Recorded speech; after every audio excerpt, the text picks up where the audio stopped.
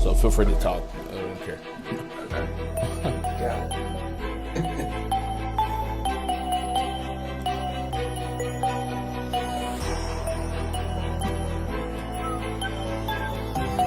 So they downgraded Will Barton just for him to play.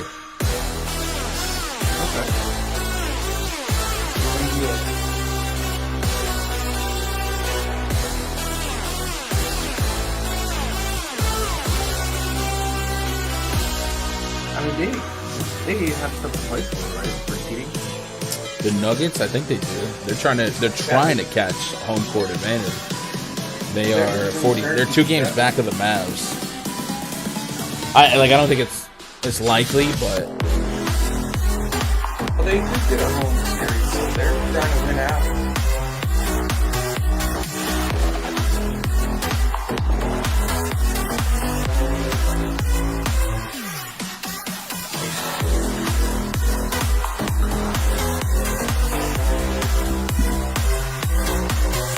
so the Nuggets have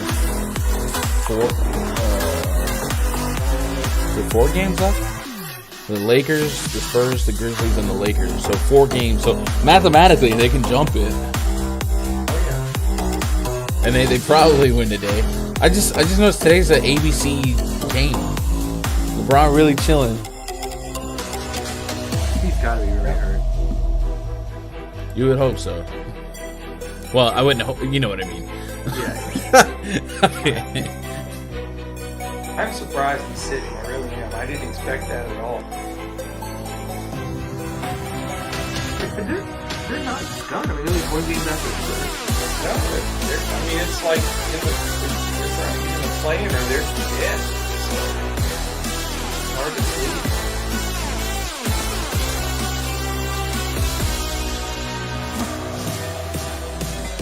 Didn't make fun of the Flames so last year.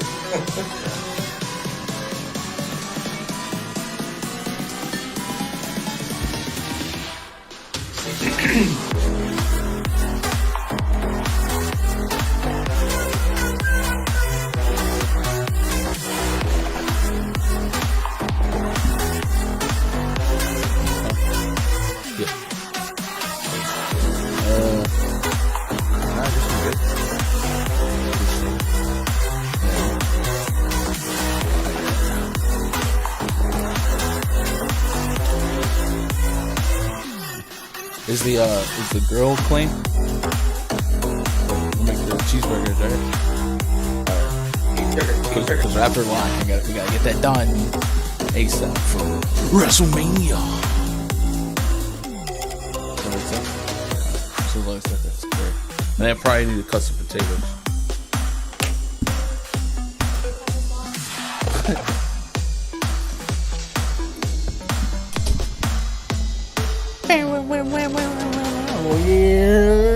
What's up, guys? Happy Sunday, April 3rd, 2022. It is an eventful all-day slate, right in the thick of it. So if you guys are sweating some stuff, the positive vibes for you to hit what you need to hit. And then, of course, we have a main slate tonight for both Fanduel, DraftKings, and that's going to lock an hour before usual. So kind of be mindful of that, and we're going to do our best to navigate each game here, trying to pluck away our best DFS plays, points per dollar, all that good stuff. I'm guntwitter.com/gundacker, joined by the coach from DFS Coach Talk, and Dirk Nowitzki. Shout out to Dirk. Coach, of course, usually joins us on Saturday, but we didn't really do anything on Saturday, and there's nothing on Monday. And this is the last weekend of the season, kind of. Maybe. I guess there's games next week, but it's basically the last week of the season, and then next week this week we have MLB starting up, so. The weekend content schedule might get a little flimsy, so hopefully we iron it out and we can still collab. But what's up, Coach? How's you're back? You're in Pennsylvania, right? I am. I'm up in PA and a little cold here. Still having to adjust from the beautiful heat and sunshine in Texas, but you know what? It's great to be home. This is my original home, so I'm glad to be here and sweating out some hoops and getting ready for this crazy week.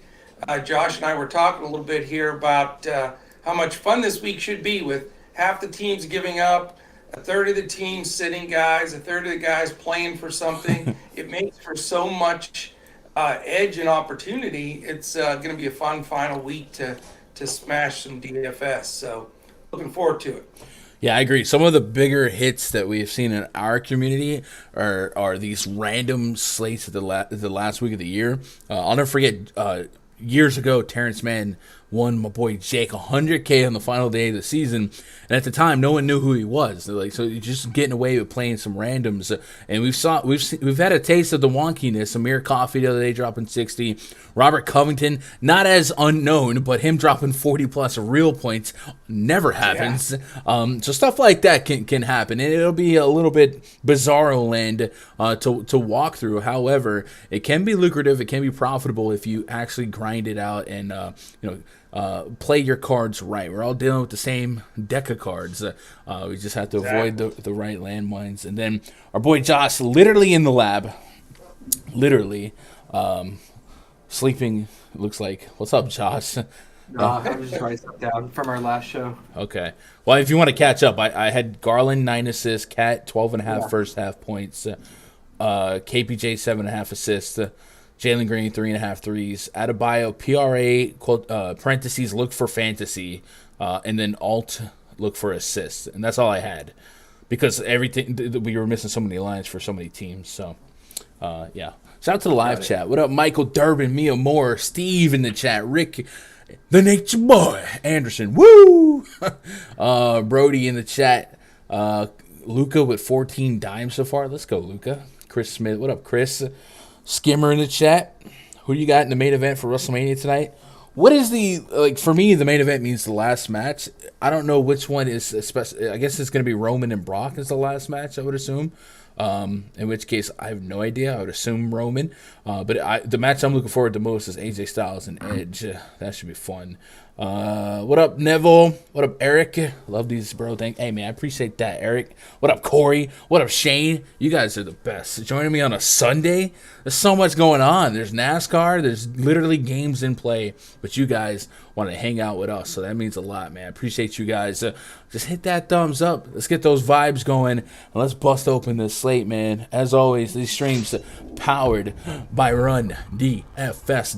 If you guys are not a member at RunDFS.com and you want to get access to my projections, my player pools, our prop detector, Josh helps me throw a lasso around that. Josh, I gotta let you know this a fun little story.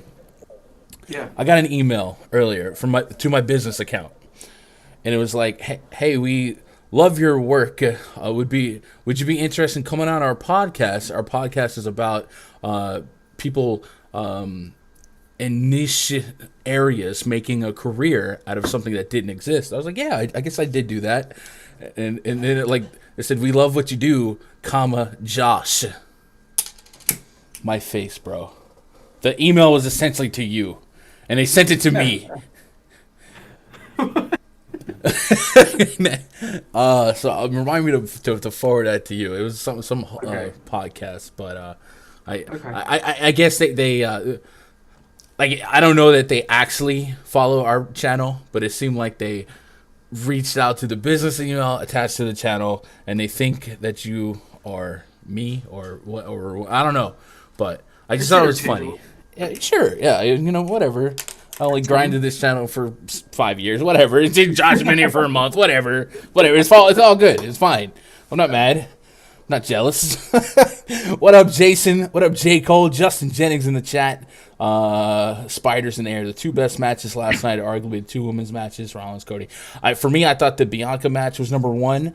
I thought Rollins and Cody was good, and then Stone Cold was the fun nostalgia thing. So the three highlights of the show were great. Everything else was forgettable, but I don't watch it to critique it. I just want to enjoy it. It did its job. But hopefully tonight's good as well. I'm looking forward to watching it with Mia Moore and Danielle and live tweeting the rage. Anyway, if you guys want to jump on the paywall, go to rundfs.com, get yourself signed up. Hey, the baseball season pass is up, $300, get you locked in till October 5th. Not only does that cover the entire baseball regular season, it's going to get you the rest of basketball. It's going to get you a lot of the smeezy NASCAR coverage, and then the first month of NFL. So there's a lot of value in this one. And not only is it just $300, which is already very, very reasonable, you get a $100 credit towards a Fantasy Cruncher subscription. So after rebates, it's essentially $200, which is one of the better deals we've ever put out. So definitely go check that out. And as of today, and today's the last day to use it, but any pass that you want to try, and I would probably say check out a week pass before you committed to something long term. Just know that you're going to like it. Use coupon code MAD, M-A-D, as in the Mad Scientist, ode to Josh, and you'll get 10% off. So that's a pretty good deal. Anyway, let's pop open the rundfs.com NBA VIP spreadsheet, and let's get cranked up here and go game by game. We're going to put our DFS goggles on. However, Josh is here to keep an eye on the prop side of things, as we just did a prop show before this one, and there was, I think, something like 13 total fantasy point props up, which is not much considering how many players and how many teams are on the slate. And there were several teams that had no lines up, such as the Sixers, such as the Suns, such as the Warriors. So hopefully those lines will start developing. As they develop, Josh will be here to keep us tightened up. And then a reminder, it is an early lock today, so it might be wonky in terms of me getting off the air and getting into the Discord in time, but we're going to try to get the research out the way, and we'll be good, right? On the Awesome Strategy show this morning, they mentioned Portland can't sign any more 10-day contracts. Can you explain how that may affect the slate? It wouldn't have. It would just mean they have more bodies to have to, or less bodies to play more minutes. But I didn't know. That's a great point. I didn't know that, but it wasn't something I was like looking for. I don't think I've ever heard of a team running out of 10 days. That's incredible. What up, Nick? Need picks for the Lakers game? Who trying to give me some? AD rebounds, Westbrook assist, Jokic everything. That's it. The Stone Cold was good. I was surprised he took the money. Yeah, I was too. Porzingis over 2.5 assists didn't work out for me. Oof. Could picture your face when you saw that. It's all good. I love Josh. Anyway, Sixers at the Cavaliers' first game on the docket. Part of the two games that are the hour before the typical 7 p.m. start time. Project starting five for the Sixers: Tyrese Maxey, James Harden, Matisse Thybulle, Tobias Harris, and Joel Embiid.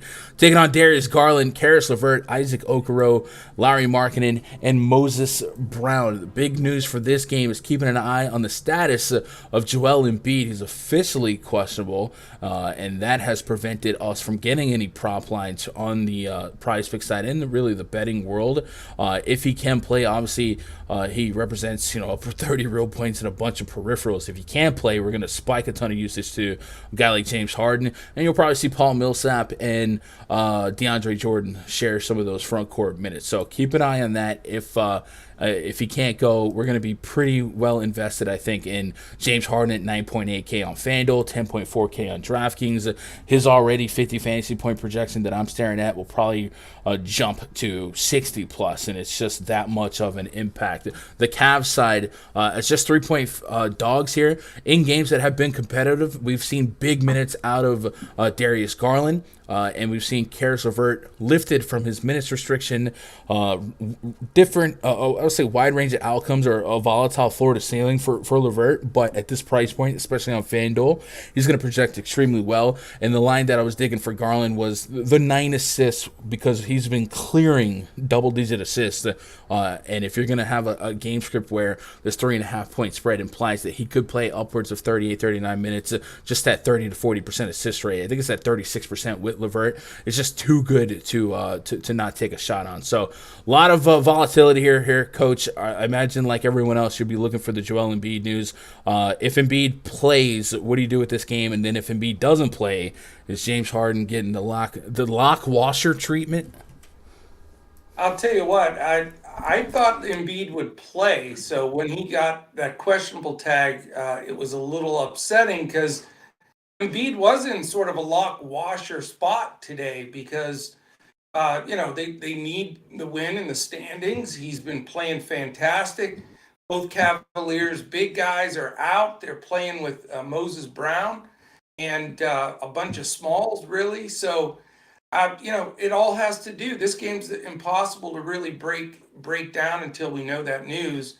And it truly seems 50-50 to me. I don't know if Josh or you know anything beyond that, but the bottom line is if he's in, I love Embiid here, unless he's restricted.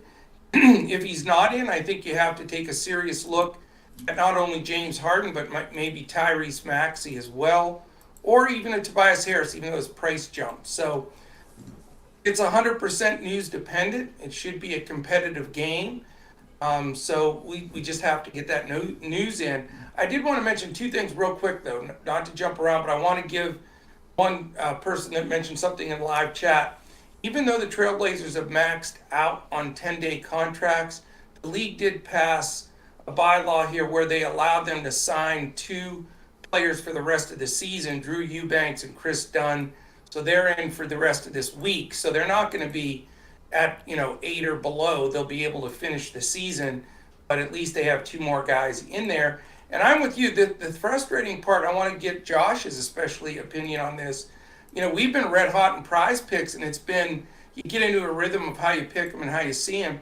But now with all of this movement, they're not posting stuff forever and ever, and you got to wait and try to figure out what's going on. So, Josh, do you think it's going to be challenging all week to get wait for these prize picks and then adjust at the last minute? Yeah, for sure. It's Sunday. The weekends are pretty different too. The last few weekends, we've gotten some lines dropped really late in the day compared to the earlier in the week. But yeah, it's gonna change our strategy up, and I think you're probably gonna have less discounts than normal because the lines will drop probably at whatever they're gonna be relative to the sports books, and right. You will be able to get on a prop, like say earlier in the day or the night before, that would have been discounted. So yeah, it's gonna be a lot of wait and see for sure, especially on these weekend slates. Yeah, and then with baseball starting, it's gonna be very dicey, I bet. Yeah. Didn't mean to throw you off, Gun. Just wanted to throw that in there.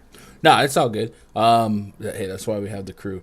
Tobias Harris under 7K. If we lose Embiid, I'd be somewhat interested in that. And then, of course, Maxey at 5.3 on FanDuel. The Sixers would become a quasi-stack for me. One thing about the Cavs, even though their pace is low, they still carry this perception, this cloud above them that they're a good defense. They're really not. They have been one of the worst defenses in all of basketball over the course of the last 30 games. I think their pace is kind of bailing them out because, less possessions, less scores. But this has been a very attackable matchup. And then if Embiid does sit this game, that's a big hole of production, which could sometimes be 30 real points a game, double-digit rebounds, some assists to boot. So I think you spread that out, distribute that amongst the guys like Maxey, Harden, and Tobias. It certainly bodes well for their floor. And then, of course, Harden's ceiling would be massive, and I would be very, very interested in just about any Harden line on PrizePicks, but definitely would be borderline locking him in on FanDuel at sub 10K and even 10.4K on DraftKings. Not enough to get me running away here. Beat chalk for sure. By the way, Malcolm Brogdon's out. Wow. What up, Andrew? We got Knicks at the Magic. Project starting 5 for the Knicks. Alec Burks, Evan Fournier, RJ Barrett, Obi Toppin, and Mitchell Robinson taking on Cole Anthony, RJ Hampton, Franz Wagner, Chuma Okeke, and Mo Bamba. He's got hose calling. 216 is our total. 5-point spread in favor of the Knicks. On the Knicks side, they are without Julius Randle, Derrick Rose, Nerlens Noel. We saw this play out in their most recent game. Obi Toppin stepped in. It's a Magic game, and I've essentially X'd out the Magic from consideration for the rest of the year. They are in full tank mode, and their rotations are predictably unpredictable. They run out some weird stuff, so I just don't think it's even worth trying to figure out today. I mean, just this looks like, you ever defrag your computer and it shows you like making up files and stuff. This is their rotation looks like a defrag process.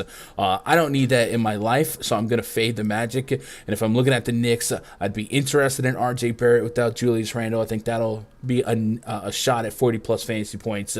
I wouldn't hate you if you took a shot on Evan Fournier, but it's not something that I'm prepared to get too aggressive with. And of course, Obi Toppin at 4,400 on FanDuel, it's going to profile pretty well. It doesn't look too bad on DK as well in my projections. And then a sub 6K Mitchell Robinson, that's fine too. So I'll get to some Knicks. Not going to love it. It's a low implied total. It's a low pace. But absolutely no shot that I'm getting to some Magic today. Coach, do you have a different spin on Knicks and Magic? I mean, this is a garbage game for sure, and the totals, etc. So it's really not a game to focus on. I do think RJ Barrett could have a nice ceiling game, so he's still in play if I can afford him. And it's hard not to at least look at Obi Toppin because his price is still very tempting, and we've seen him have some ceiling games. But the thing with Orlando, you're right, it's a nightmare. But if for some reason Anthony Schofield and Franz Wagner don't play with Carter and Suggs already out, I mean, it wouldn't be, I don't think, the worst play to throw in a Fultz or a Hampton or no Kiki, maybe as a value last guy in. But it comes with risk without question. No, I agree. It would be, yeah. It's uncomfortable no matter what. Josh, we avoiding this game for props, right?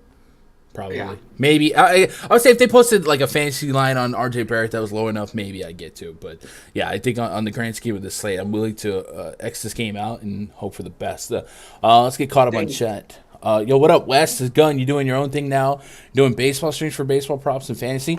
My own thing? Yeah, I mean, I've had this channel for 5 years. If you were talking about like Osmo, I actually have four Osmo shows this week. So we're gonna be all over the place this week. But of course, my deal with them allows me to still do content here. So I will definitely have a lot of content on this channel. We never have done a baseball prop show ever, like ever. And it's definitely something that's in. We've talked about it, and I've told Josh that I need to use his brain for more than just what we got right now. And he also has like a crazy lighting system and mic and all that good stuff. So I'll have to iron out some content concepts, but not to be over anxious because the baseball content doesn't get the clicks that basketball does. So we'll kind of see. And baseball props is going to be a little bit more flimsy. So maybe there is a prop show, but maybe it wouldn't be like a full-on breakdown because I do that essentially for the baseball show anyway. But yes, there will be baseball content plentiful this season on this channel. But I'm also going to be peeking my head in elsewhere and including Osmo, a couple streams over there. I haven't come across your channel 5 years. Yeah, how have you not come across my channel in 5 years, Wes? I've been out here, bro. I've been grinding. All right, next game on the docket. Timberwolves at the Rockets. Project starting five for the T-Wolves. Patrick Beverley, D'Angelo Russell crossing over with Anthony Edwards, Jared Vanderbilt, Karl Anthony Towns, the big cat, Ernie Ladd, taking on Kevin Porter Jr., Jalen Green, Garrison Matthews, Jayshawn Tate, and Alperen Sengun. We got 244 total, but a 13.5 point spread in favor of the visiting Minnesota Timberwolves. So I do like the thought of Timberwolves first half props from the prop betting world. I don't hate the idea of a couple of these guys in GPPs because I do think there is a range of outcomes that even in 3 quarters, you get big 50 fantasy point games out of a sub 9K cat, stuff like that. But obviously we are going to be dealing with some volatility due to this lopsided spread. The Rockets have a pretty clean sheet of injury news and notes. We know they've rested, or they've put Schroeder and Christian Wood and Eric Gordon. They're done for the year. So we're leaning on some of these young guns for the rest of the ride. And that's going to be guys like Sengun, Tate, who we've seen KPJ and Jalen Green play plenty of minutes. So even in a quasi lopsided game, I am still somewhat interested in Porter and Jalen Green. Matter of fact, we're so interested in a guy like Jalen Green. The Jalen Green's actually in our notes for props tonight. They have his 3-point prop at 3.5, and I don't know if you guys have been seeing this shot selection for Jalen Green, but he has never seen a 3-point attempt that he did not like because lately all he does is chalk threes. 15, 16, 14 shot attempts from behind the arc. So I'm taking a shot here for him to hit 4 of them or better, as he's done in essentially all of his last 5 games. And the Minnesota Timberwolves actually allow a top 6 amount of points via the 3-ball per game. So this being a track meet, certainly see Jalen Green scoring a lot of points. And if he's going to score points, they're over half of them are likely from behind the arc. So something that sticks out from the prop betting world. From a DFS point of view, KPJ at 8 to 9K, that's going to come with a lot of risk. I'm only getting about a 40 fantasy point projection on that, so it's not going to be a play that I get to at a high level for, or a high ownership level for DFS. Even Jalen Green's kind of up there price wise. Maybe I get to a smidge on Fanduel. I like the idea of Şengün on Fanduel, not so much DK, and then Karl Anthony Towns and the rest of the T-Wolves, they all have huge upside considering the matchup, but we do wrestle with the fourth quarter, and they're already a team that can kind of cannibalize and vulture each other's potential with their usage. The guy I was digging the most, though, was Karl Anthony Towns. Coach, what do you make of this game? Right, we love all the underlying metrics, the pace, the total, all that good stuff. But I know that spread that could rob us of a fourth quarter if it went the wrong way. I as you know, and I take heat for it sometimes, and sometimes it comes out fantastic. But I game script down, each game all the way down to the wire to try to determine, the projected minutes and fantasy points, etc. So in this one, I actually am not projecting a quick blowout. I think Houston is playing so loose right now. They're playing a lot more in rhythm with having those other guys eliminated. They're getting enough minutes for these guys where they can get some chemistry and play, and they're competitive. They have, really nothing to play for other than spots for next year and to impress the coach. So I look at this game as a full game attack mode. And I know it's, no hot take when you have a 244 total and implieds of 115 and 128. I mean, that's beautiful, but I think it's solid. I'm going to be having a little stack in this game here. I think the prices are broken on FanDuel with a bunch of guys like D'Angelo Russell. I mean, that's ridiculous. So, I like Russell a lot. I like Edwards, and I also like Cat. I'm not afraid to spend up here with a couple of guys. I'm not going to stack all 3 of them, but I think having 2 of them is safe enough. I think they probably score in the 130s in this game, and there'll be a lot of DFS points to go around. Want to even go cheaper with a Beverly, that's fine too. But on Houston's side, KPJ is priced really high. That's the only thing that concerns me a little bit, because even though he can smoke Beverly on and off, it is still Patrick Beverly. He's going to try to agitate him, and you can get in KPJ's head a little bit. So I'm looking more at Green and Şengün. They're both mid-level priced or lower, and I think they get the bigger minutes. If you want to go a little deeper, even a Josh Christopher's look really sharp off the bench at 4.6.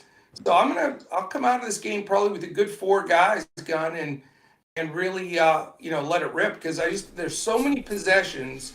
Shots going to go up here. If it does stay close enough, like 10, 12 points, they'll roll with their guys in the fourth quarter, in my opinion, and I think it's too good to pass up. Yeah, looking at that Western Conference seeding, the Timberwolves could go up a little bit if wins go their way and somehow the Nuggets lost to the Lakers today and the Jazz continue this poor stretch of game. They blew another 20-point lead. What else is new? So the Jazz do have incentive to win. They could keep their foot on the throat of the Rockets if they needed to. Obviously, they're really not at risk of going backwards. But yeah, I'm with you. If the game was within 20, there's definitely merit to seeing some starters out there. Josh, what's your game script here? For prop betting, I know we were holding out for Cat first half fantasy. I still like the thought of Cat's first half 12.5 real points. But do you see this game? How do you see this game playing out? Can Houston be competitive? And by competitive, I mean within 20 for 4 quarters. Yeah, I mean, you got the two fastest teams. I think it's going to be a track meet. The last time they played, it was in January. The total was 264. The T-Wolves pretty much had a secure lead the entire game. And then I still think Cat and the starters still checked back in the fourth, being up by like 15 plus. Played about 5 minutes in the fourth quarter. Hey, we did get Cat fantasy points for that, by the way. First half, 24 for Cat first half. Okay. I think his real points are live too. I mean, he had 40 real points in the last time they met. Mm-hmm. He should have no problem scoring again today. So I mean, I just really want him to stop fouling. That's it. I mean, he's just I want to say like the last 5+ games, he's just crushing in the first half, especially the first quarter, and then he gets into foul trouble and falls into this lull where his defense becomes less aggressive, and overall I feel like he's just less aggressive in the second half, and just been noticing that trend. He's just second half he's just a completely different player. Makes me like the first half props even more. So yeah, definitely get on his fantasy point and real point prop. And back to the Rockets side, Sengun, he's a really underrated big. Like I think people just look at him as a traditional center, but he's kind of like a Jokic in a sense where his vision on the court is really good, and his passing is actually really good for a big. So he's going to open things up for guys like Jalen Green and Kevin Porter even more so. So I really like Kevin Porter. I mean, I really like Jalen Green today for his shooting, especially his three-point prop. So he, over the last 5 games, has had at least 20 points and 5+ threes. And that ties James Harden for a Rockets record in history, and he's only a rookie. So, I mean, yeah, the sky's the limit for this guy in terms of as an off-ball shooting guard. And I think he keep it up. I mean, he's going to have the shot opportunities are only going to go up today in this fast-paced matchup, more possessions. So I really like his real points, but I would probably lean his three-point made the most. And then Kevin Porter, with Sengun being back, that's going to help him with his assist potential. So I'll probably stick with his 7.5 assists, and that's probably it for the Rockets side. And on the T-Wolves, I'm probably just going to stick with Cat and mainly look to his first half props for now. All right, Josh, this is really important. I need to point this out. Yeah. We have been paying first half tax on PrizePicks all week. Yeah. We're not getting taxed on T-Wolves right now. So I think they adjust. So, for instance, Cat's full game prop is 48. They have his first half at 24. Okay. Right? So if he's going to, you know what I mean, first half, I'm in on that. And the other one was Beverly. First of all, they have Beverly fantasy score full game at 22. I'm at almost 30 fantasy points here. They have his first half directly half at 11. So he's gonna rack up steals in this matchup. Yeah. So if by the way, Emerson's baby gap, appreciate that. Welcome to the channel member program. That's awesome. I guess what I'm saying is if PrizePicks has shown us anything this week is that they're not afraid to tax us for first half props. Meaning, for instance, Cat right now is at 24 fantasy points. That's directly half of his full game prop. All week long, we've been seeing guys 2 to 4 points more in their first half, but still. So, for instance, 27 to 28 for Cat here, while still having that same 48 full game. So, I don't know if it's going to move, but I say we probably act soon. So I love. It's a taco special almost. Yeah, it feels like it. But I if we're gonna add to our notes from last show, Josh, I'm thinking Patrick Beverly first half 11 fantasy points. Yeah, I want to check his first half rotation though over the last 10 games. Okay. All right, you do that report. Yeah. I literally every one of these T-Wolves first half. I just want to make sure there's nothing weird about his rotation. I can't remember in the first half. Looking at if he plays more or less in the second half. See, I guess the Nuggets, Beverly, he played 26 total minutes, and more of them look like they were in the first half than second half. Took a big rest in the third quarter against the Raptors. It was a lopsided game. I don't think this can really be relied on too well. but Beverly still offered us 22 total minutes, bulk of them in the first half, no fourth quarter. Don't think that's fair. Last couple games really ain't fair for them because there's a lot of blowouts one way or the other. I guess Phoenix would be the last. Yeah, Phoenix was the last close one. Yeah, it looks pretty consistent, like 3/4 of the first quarter, and then it comes back in the second quarter a little bit, like around the 7-minute mark, I think. All right. Yeah, So it looks pretty consistent. Okay, Well, so yeah, that we first keep half- getting 15 minutes. The first half is sweet, man, because what I've noticed with him in the stat show too is he does sit late in games when they're up. But other than that, his rotation has been consistent. Yeah. Yeah, All right. I just spilled green tea on my sweater. Lit. that's a sign. That means lock it in. Is it green? Did it turn green? No, I mean it's already green, but That means Jalen Green. Yeah. let's go. All right, yeah, all right. So we're adding Patrick Beverley first half, 11 fantasy points. Bam, lit. All right, cool. It's 11 or 12. I have 11. Do you have 12? I have 11 on in my face right now. They're listening. They moved it. No, I'm just. Hey, you say that, but it sometimes feels like it. I'll tell you what. Yeah. I know. All right, cool. All right. Yeah, I'm total agreement. Yeah, it's good lines. Aiden says Şengün or Roby. Man, it's hard to trust these Thunder players. Roby might get more minutes implied, though. They have what feels like a shorter bench, but Şengün's very talented. I guess it would really depend on which site you're talking about. Because I'm only getting about 30 fantasy point projection, 33 to 36. That smells a lot better at 58 than it does at 7K. What up, Renza? What up, Plan B? Andrew? Man, I love seeing all these Gundacker Gaming G's in chat. That makes me feel like I'm going to have to put you guys a spotlight at every uploaded video. Just to thank you. Blazers and the Spurs. So Spurs are 14.5 point home favorites. 231 total here. We are looking at that play-in spot. The Spurs jumped the Lakers. The Lakers, without LeBron, have to face the Nuggets today. Nuggets would like to win to have a shot at taking a top 4 seed to get that home court advantage. So Spurs should play to win the game. Even though Popovich said they're likely not going to win a championship this year, he's just being real. The Blazers on the other side have been punting really every game for about what feels like a month now. So it should be a winnable game. I think for DFS, it's going to be hard to trust much from this game.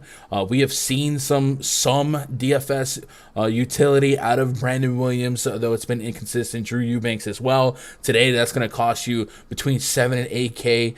And then the rest of the team pretty volatile. On the Spurs, we love to play DeJounte Murray. He's going to cost you over 11K on DK. You worry about the fourth quarter in that one. But like I said, if it does stay close enough, long enough, maybe he's out there to close. And the Spurs do have one of the worst 5-6 defenses in basketball. So there's a chip in a chair for Blazers to keep it within 20. But for DFS, I could see a outcome where I'm really not on this game much. Because even without DeJounte, the Spurs were able to handle up. And I think what I'd be most intrigued with is probably first half prop betting.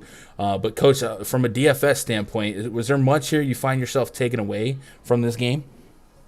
I think there's a ton of risk in this game, with both teams, just not playing well and playing guys rotating. You never know what Pop's going to do. But a lot of it, obviously, DeJounte Murray, I still have listed as questionable. So if he's in, it just really eliminates, to me, any of the other Spurs. The only way I'd even think of a Spurs if he sat. And, you could go a few different ways, but there's so many options on the slate. It's, why risk it and play, Pop could play I played Josh Richardson, because he was playing 28, 30 minutes a game, and then Pop decided to play him 12 minutes for no reason. So that's the kind of thing that happens that scares you off the Spurs. So until we know that news on Murray, I'm not going to recommend to anybody. Portland, again, they have that shorter bench. Everybody's terrified to play Eubanks at that salary, and I get it. But he's been steady, and it's against the Spurs that got rid of him and didn't, let him go, threw him to the wind. He knows Pirtle's game from practicing against him every day. I don't think Eubanks is the worst play. I know center's a hard position, but on the, where you can use him as a power forward, it's fantastic. I think Eubanks is in play, and he's going to be low owned because of the price. And for value, I'm interested to get your opinion on this. Greg Brown's playing minutes on that short rotation, and he's producing, and he's cheap. So, if you need a value spot, I don't think he's the worst spot to go. 4,400 on DK is Greg Brown. Short front court, 27, 29 minutes his last two outings. Showing you 30 fantasy point potential, a couple steals in that game. Logistically, I wouldn't push back on it. It's never going to give me the warm and fuzzies just because of the situation that the Blazers are in, where they really are just trying to milk the clock, as we would say, and get out of there. But the players that are on the court, right? Drew Eubanks, who's been 10-dayed to death, and guys like Chris Dunn, guys like that. Realistically, if you're not going to be in this organization next year, it's not like you're not playing for nothing. Like, you want to make an impact. You want to put together some film, send out, and get a deal somewhere next year. So it's not like these guys are necessarily throwing the game away like the others. And then, at 3,700, certainly feels like it could pay off a little bit more dividends on Fanduel, especially considering that he did show us some stock potential. So I don't mind that. As it pertains to DeJounte Murray, still questionable, currently listed, I think, with that illness that he was randomly ruled, not going to say randomly, but he was ruled out midway through the slate last time. Weird experience it was. The optimizer I use actually crashed before lock. So I ended up having to get locked into 100% Luka Doncic. And Luka had a really slow start. I was like, gosh darn it. Now DeJounte's going to go off. And DeJounte got ruled out. So I was satisfied with the 50-plus from Luka, because the DeJounte salary gap to CJ McCollum left a pretty decent chunk of change left. So in a way, it all worked out for me. But I still got smacked by Dwayne Casey. So it was all for naught. Josh, I don't think we have much to attack from this game from prop betting, because we don't have DeJounte stuff.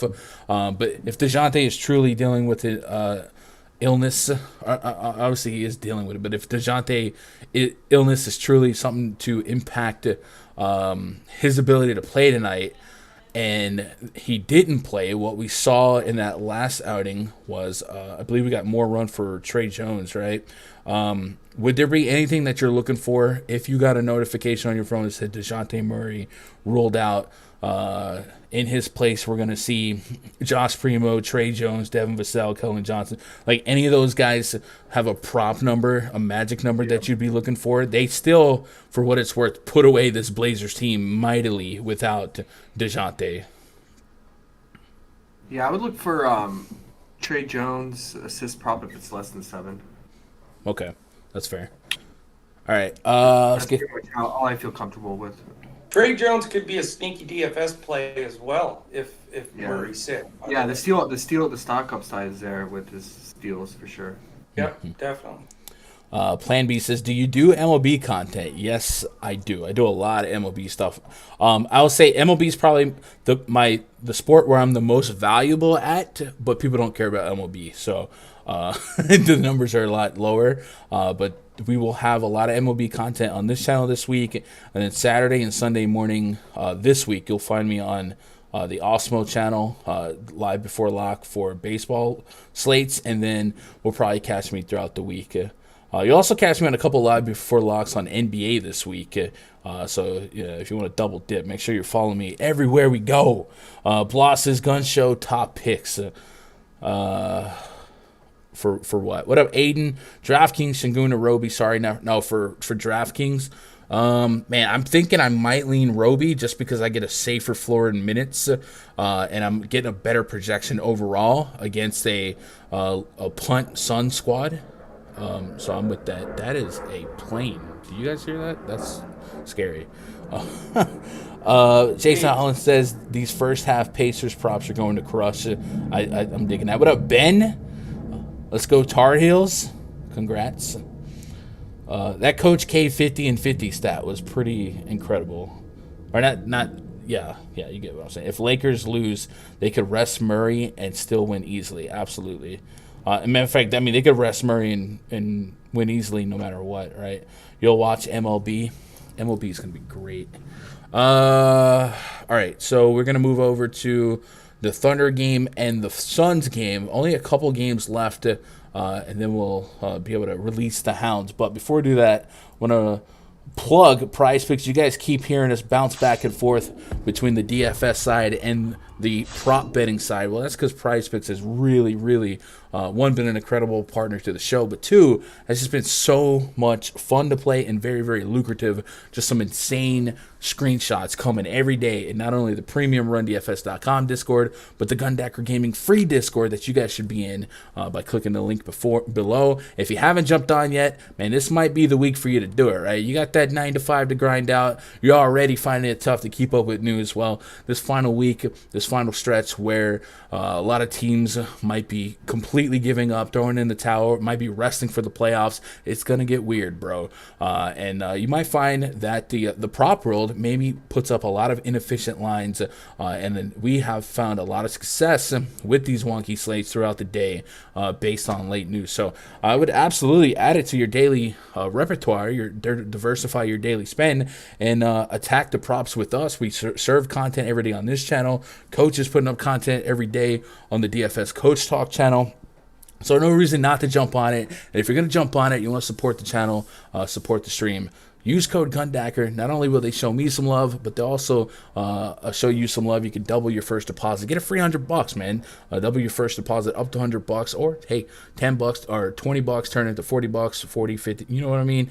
Double whatever you're gonna throw at them, and test out the waters, man. A lot of our community that have been with us for years, grinding the DFS streets, Fanduel, DraftKings, Yahoo, have almost all but fully transitioned into PrizePicks players. So it shows you, man, that product is very fun to break down. Even our boy Josh, who has been very, very much into the FanDuel DK streets, man, he's created a ridiculous lane in the prop betting world. So go check that stuff out. Hey, Suns play the Thunder today. The Thunder projects starting five: Chris Paul, Revenge, Landry Shamet, Mikal Bridges, Cameron Johnson, and Javal McGee taking on Theo Maledon, Vic Krejci, Aaron Wiggins, Alexei Pokusevsky, and Isaiah Roby.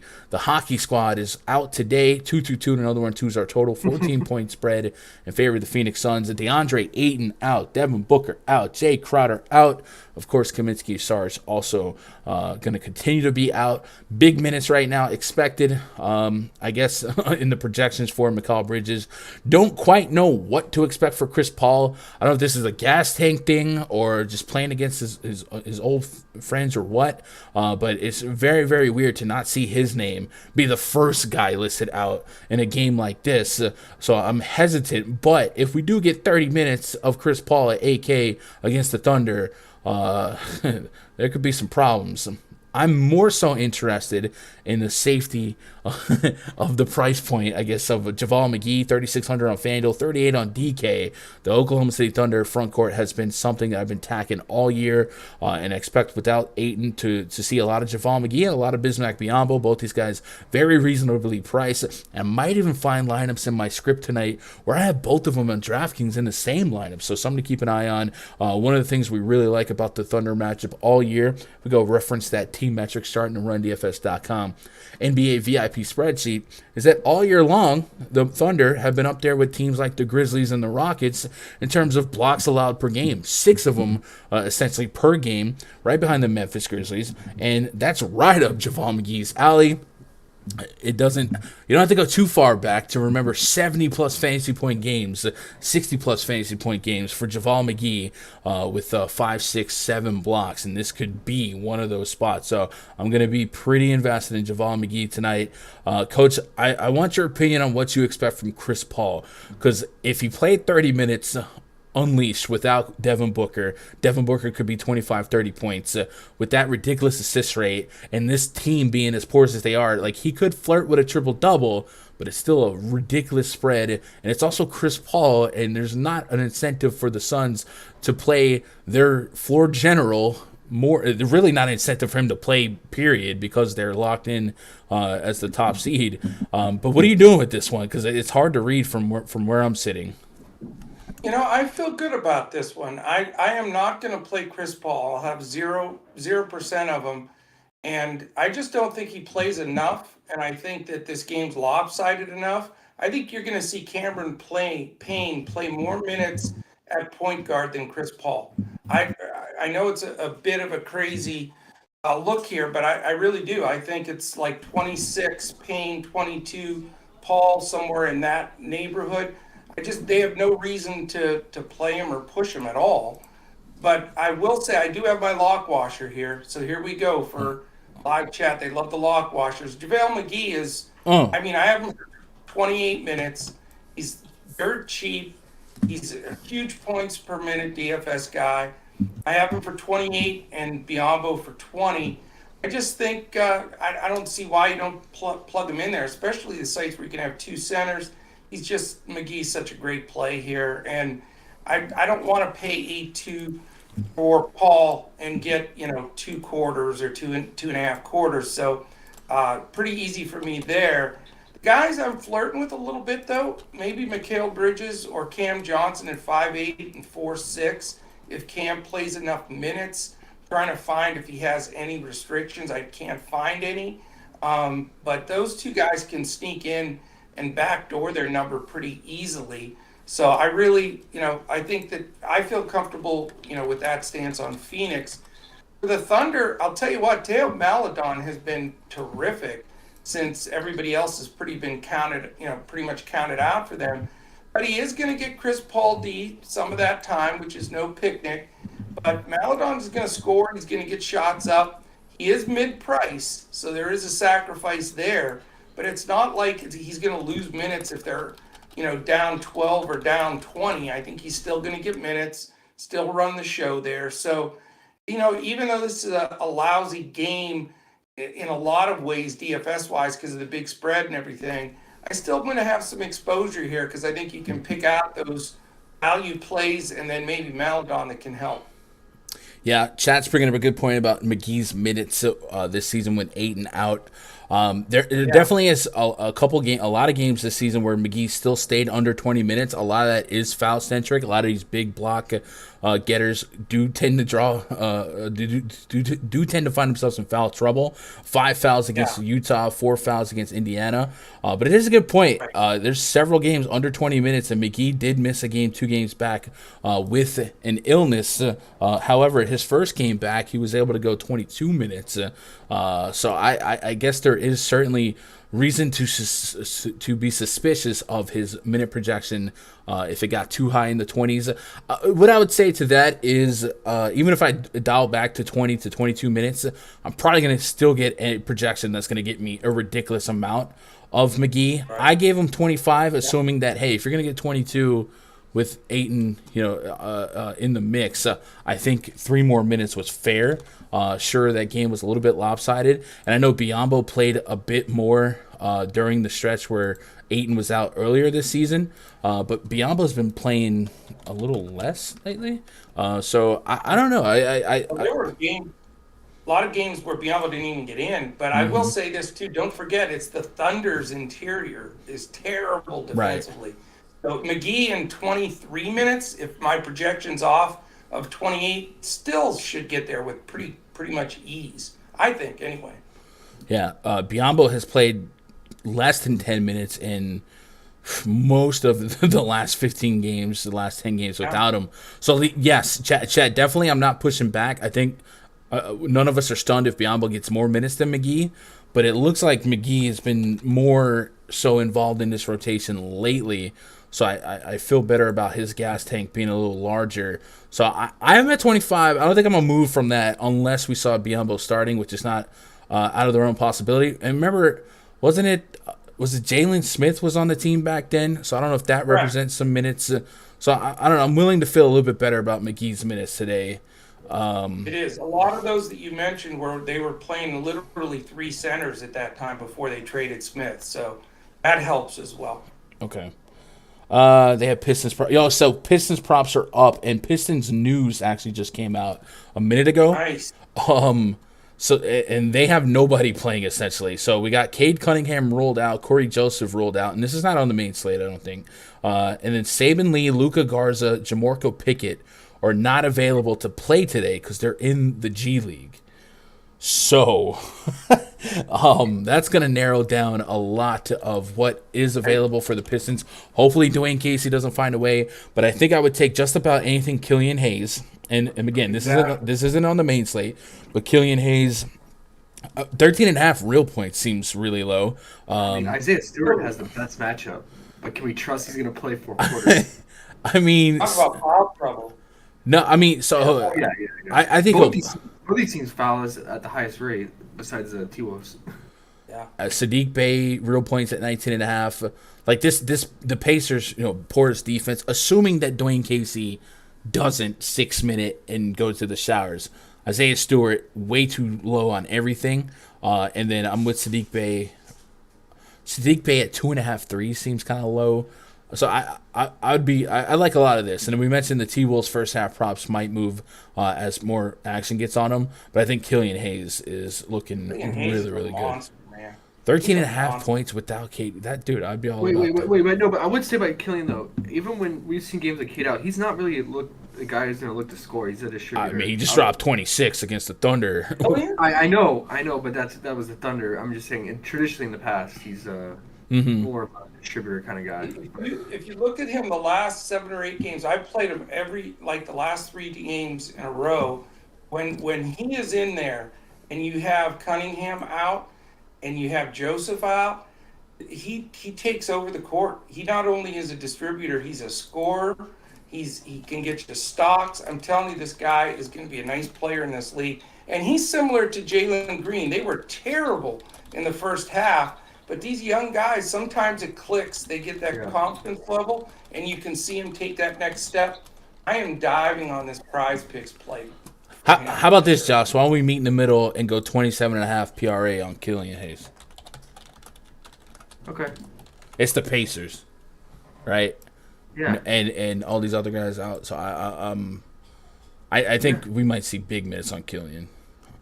And then Isaiah Stewart, like the heart wants what the heart wants.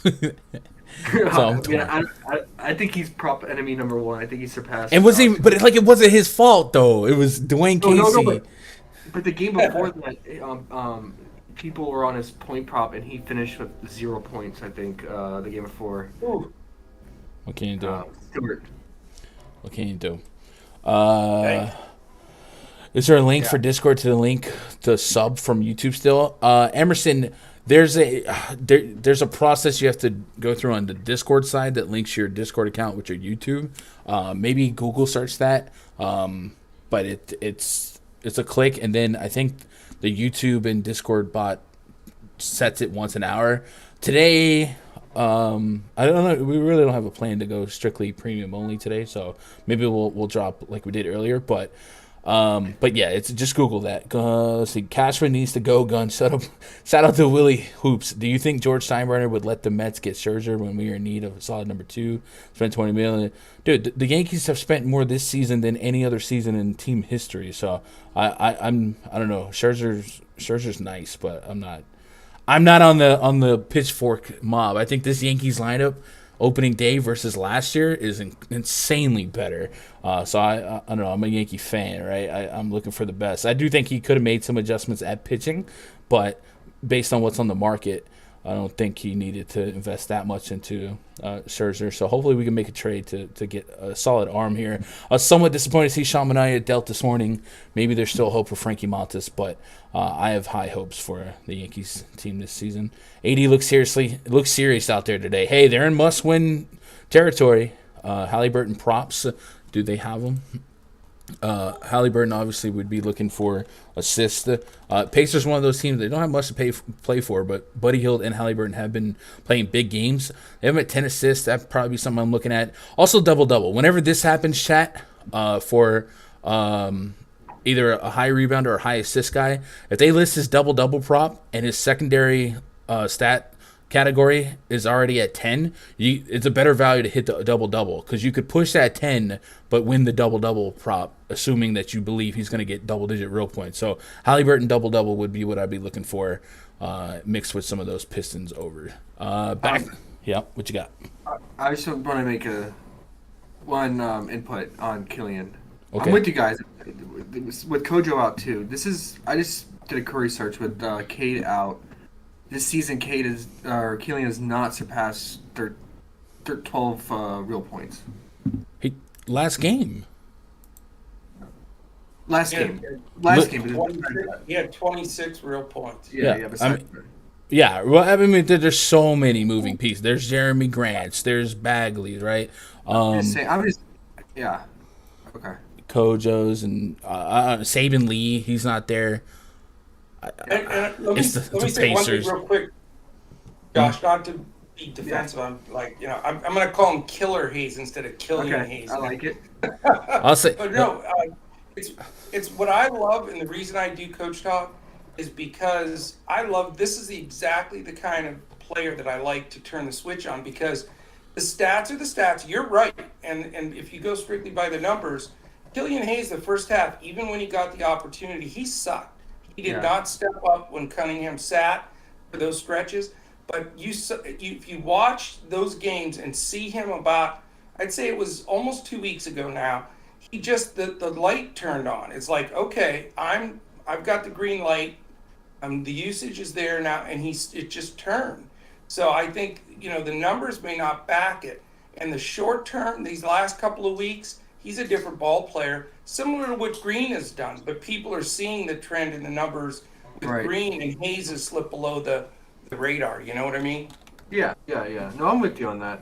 I just from the few games I've watched of his, I made me kind of hesitant. But if he's turning a corner, then I can see it for sure. Heat at the Raptors. We gotta hit that speed button. Jimmy Butler's out for the Heat. No, it's not. It's just because the slate's locked early. I can see we got premium members waiting us in the Discord. Project starting 5 for the Heat: Kyle Lowry, Max Strus, Caleb Martin, maybe PJ Tucker, Bam Adebayo taking on Fred VanVleet, Gary Trent Jr., OG Anunoby, Scotty Barnes, Pascal Siakam. 212.5 total, 3-point spread. Normally, this type of total and this type of pace game, these are two of the slowest paced teams in basketball, would be something we're avoiding. But Jimmy Butler being out does throw kind of a curveball into the mix, where we might be able to take advantage of others that would benefit in his absence. If we go pull up that on-off court tool, bring up the Miami Heat, I'm going to take Jimmy Butler off.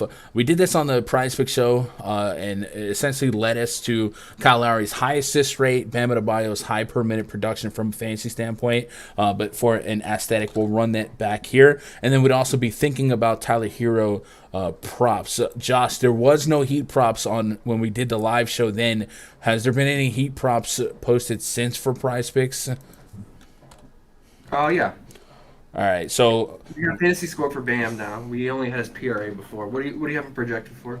right now I have Bam sitting at 48.5 PrizePicks points. All right, yeah, I mean he's below 40. Oh wow, yeah. 40. Yeah, I mean all his props look really good today for good reason. I'd probably just go fantasy. Mm-hmm. Because in the notes I had written down look for PRA or PRA look for fantasy and then alt assist. So it looks like fantasy is a great way to put it because he's a guy that can get us defensive peripherals as well. Yeah, and then they have Tyler Hero under 20 points. That's definitely in play. What, 19.5? Yep. Yeah, that's certainly in play. Looking at the on-off court query, I swear at this time every day this site goes so slow. Lowry Adebayo on Jimmy Butler off. We get the official assist rate for Lowry at 28%. Bam Adebayo almost 1.5. Bam Adebayo almost 1.5 fantasy point per minute, and Lowry went down to 25 here. So I don't want to run to get the Lowry numbers. However, we did see him play a little bit more pep in his step against his old pal DeRozan, best friend, and then now back in Toronto, arguably the best Raptor of all time. Maybe the crowd puts a little spunk in him and he plays juiced up without Jimmy Butler. A little bit of responsibility to make up for.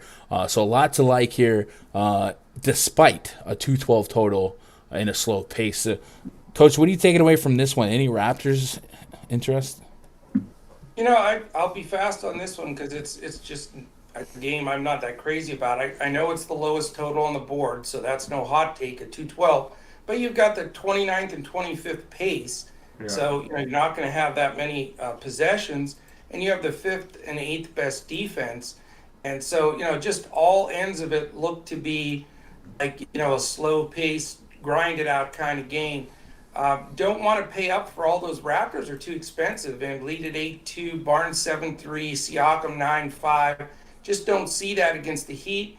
And then for the Heat, I was going to be a pass too until the Butler news broke. And Bam now is in play for me, certainly on PrizePicks. I have him listed at 44 projected fantasy points, so well over the number is also. And at 8.3, he's now in play for me in DFS also, just because of the scenario of Butler being out, a little bit more usage. But this game, I think, is dangerous, and it could be one of those games where just nobody quite gets there, Yeah. Josh, are you leaning anything other than Adebayo fantasy points? Tyler Hero, the real points, yeah. right? Yeah, I can get on Tyler Hero's real points. He's definitely gonna chuck it. And then on the Toronto side,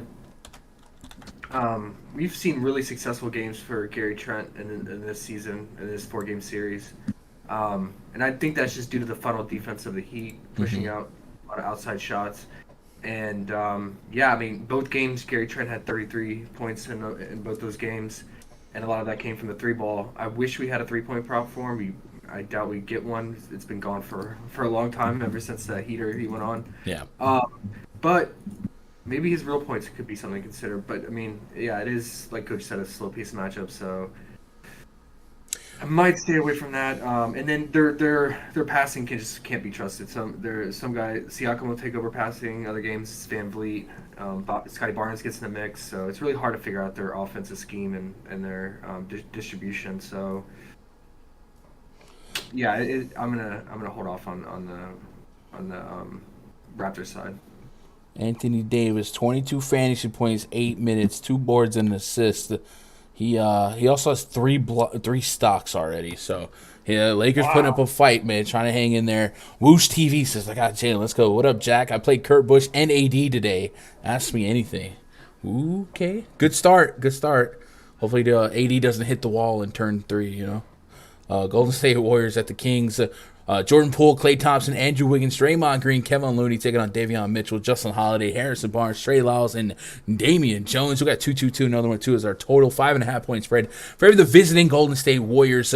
As of last glance, the Warriors did not have anything up on PrizePicks right now. They have Jordan Poole numbers, and I think the hesitation on anything Warriors right now is because we have seen several times this season the Warriors full send some rest on a back-to-back. And this would be night 2. Last night overcame a 20-point deficit against the Utah Jazz. So I guess there is some speculation, at least by the books, that we might get Draymond out or Wiggins or Klay Thompson out. Some of these, and it would make sense. Otto Porter Jr. I don't think he's played but 1 or 2 back-to-backs all year, and I understand why lines have not been out. Jordan Poole has played, and the Warriors, of course, looking at that Western Conference seeding, the Warriors are trying to hang on here. They can lose a game, but they don't want to. One loss would tie them with the Mavericks in the win column, and then it would put them within 2 of the Jazz and the Nuggets. And the Nuggets right now playing the Lakers without LeBron. The Nuggets have a real path if they win out, and a couple of these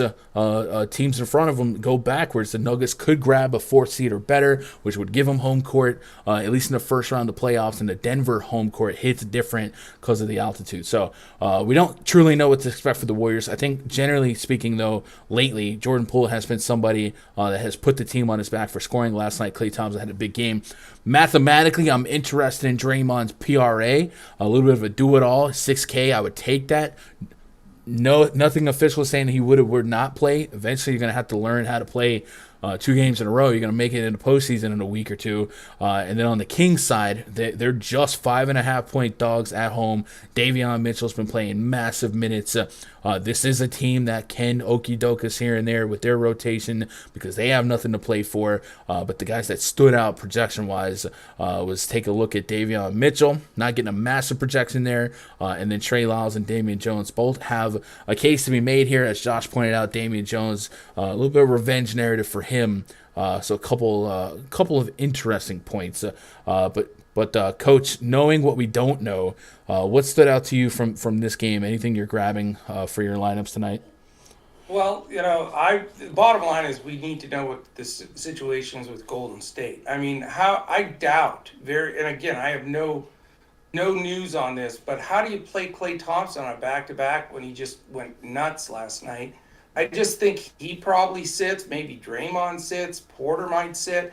So it's hard to shuffle the deck at all on this Golden State side, and we're probably not going to have the news at the original lock. So I'd say stay tuned for it. I will say Jordan Poole, if a lot of those guys sit, he's not a guy that needs rest. He'll play 5 games in a row. He's one of those guys that he's going to get 25 shots up if he has to play back-to-back games.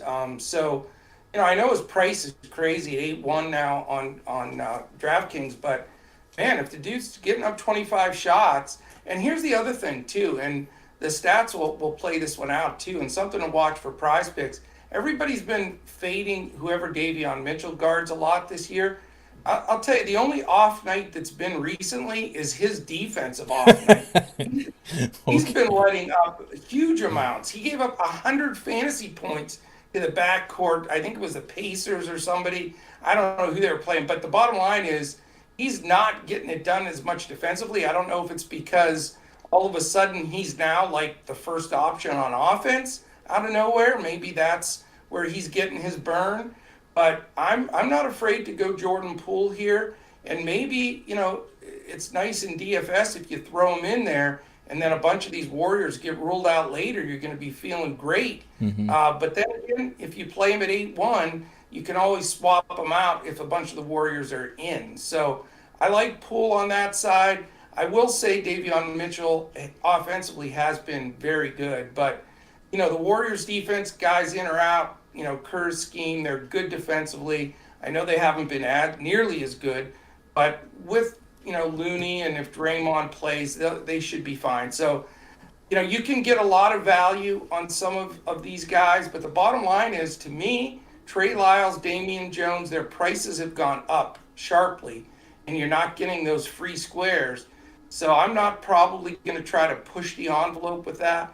Maybe Jordan Poole and Davion Mitchell on the other side if you want a little bit of leverage both ways, but not a game that I'm going to be all over by any stretch. Josh, some news you were waiting on. First of all, Rondo's in for the Cavs. Maybe takes a sting out of some of those LeVert minutes. Cole Anthony's going to play for the Magic. Franz Wagner ruled out. Admiral Schofield ruled out. And that starting lineup's going to involve Cole Anthony, R.J. Hampton, Ignas Brasdeikis, Chuma Okeke Mobamba, and Goga is playing for the Pacers. Let's see. Going to the Clipper game. Let's go, OB. What up, OB? Josh, do you expect? So I understand the Warriors have rested a lot on back-to-backs. Playoffs are in a week, man. You can't you're gonna tell me you're gonna rest people in night 2 of the playoffs, right? You gotta start proving that these guys can go in a back-to-back. So I'm looking for it. And usually when the Warriors do rest guys on a back-to-back, we know that at the end of the last game, right? So I'm feeling like I might expect them to play. You think everybody's in? I mean, I'm just saying every time they do that, like anytime we've seen them roll out teams, Kerr tells us in the post-game press conference. He didn't do that today. Yeah, he'll usually let everyone know pretty early on. I'm expecting them to play. Okay. Well, then I don't like Poole if that's the case. I mean, honestly, they could sit, but yeah, Kerr has been really, really good about giving us a warning. The Mavs. You go with them or not go with them. Set up your late swap appropriately just in case, Okay. Did the Mavs win? They just win today? Mavs won. Yeah. They beat the Bucks. That's even more Shout reason. out to my buddy Josh Crash Davis. Sit down, Mr. Milwaukee Bucks. Yeah, that's even more reason because the Warriors really needed Mavs to lose that game to get more ahead on that number 3 seed. So Tell me about it. yeah, I think they're gonna play. I think it's a great spot for them. Yeah, so for the prop world, if Draymond plays, I would want his assist prop if it's less than 7. If it sits at 6, like it's been. And then Poole, yeah, I mean his PRA is in play. His point prop has definitely gone up a lot. I mean, you're touching like the Devin Booker realm here with 27.5. I wish we get a 3-point prop though. I mean, him and Klay are going to take 10+ threes a game. Yeah. And We were getting it at 3.5, and I would still even click on that. I mean, we saw Jalen Green have go 2 games in a row against the Kings and went 6 of 14 in both games. So Right. pretty similar scenario too, where the Warriors are going to chuck it from 3, both Clay and Poole. I would look up. We'll get a line on that, Josh. We don't, but they're just dropping the Warriors props now, so maybe we will. Cross our fingers. They dropped Poole at 27.5 and 4 rebounds, 5 assists, and 37 PRA, and that's just probably because they know Poole is a secure one to play, and maybe they'll drop the other ones sometime later. But yeah, I'm looking out for the 3-point props, and then for the Kings side, I really like Damian Jones this matchup. Even with Draymond back, I mean their interior defense is really bad, and they can't rebound still. So I expect Damian to thrive in the glass. 7.5 rebounds is pretty low in this matchup. If you want to just throw a blanket over it all to his fantasy, because he's getting some really nice blocks, but as a result he's also getting in foul trouble. So that's another concern. But let's see, what is his fantasy? Is his fantasy at 33 still? I don't have it yet. Yeah. So 23.5 PRA is all we have to go off of. So I'll wait for his fantasy, but I do like his rebound at 7.5. And his points in play too. And then Davion Mitchell, I like his 7.5 assists, and you could pair it with Harrison Barnes, also a revenge game, 1.5 3, because teams tend to play the Warriors, tend to play like the Warriors, and will shoot up more threes. You kind of see that when teams play the Jazz as well. So I think he's going to be in the corner. Damian's going to drive in and look to dish it out to him on that wing. So I'd say it's more mid-tier because I don't like trusting Harrison Barnes because I never trusted him after that 2016. My God, let it go. I can't. We can't here in the Bay, man. We have some long-lasting feelings about him. That but burns for a long time. I'm with you, man. I forgot Dallas too. God dang it. Haters in the house. But I mean, the shot he should take more threes today than normal. Davion Mitchell will probably top, and then Damian Jones either rebound or fantasy if it's at 33 and less. Yeah. I got to say this real quick. Do you guys know why Damian Jones left the Warriors in the first place? You remember that story? I mean, I thought they gave up on him.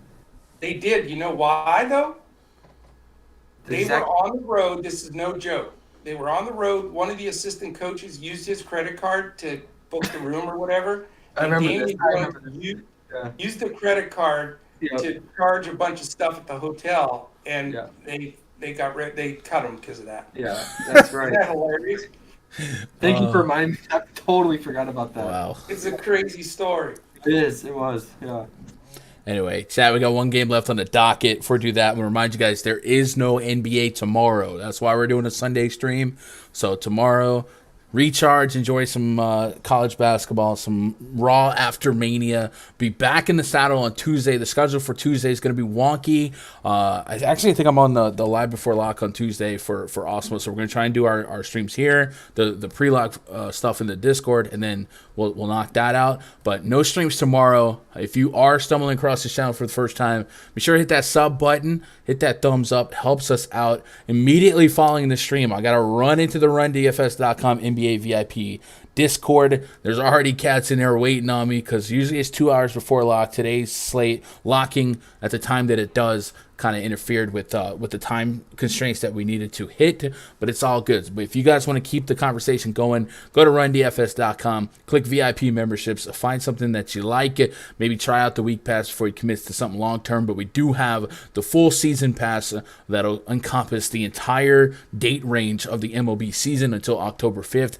and it's not just for baseball. You're going to get the rest of NBA. You're going to get the beginning of NFL. Smeezy's been doing NASCAR, and the community itself has been grinding all these other sports, golf and esports on PrizePicks, all that good stuff. So a lot of bang for your buck there. You also get that $100 credit towards Fantasy Cruncher, so you could rebate this down to $200. Incredible value.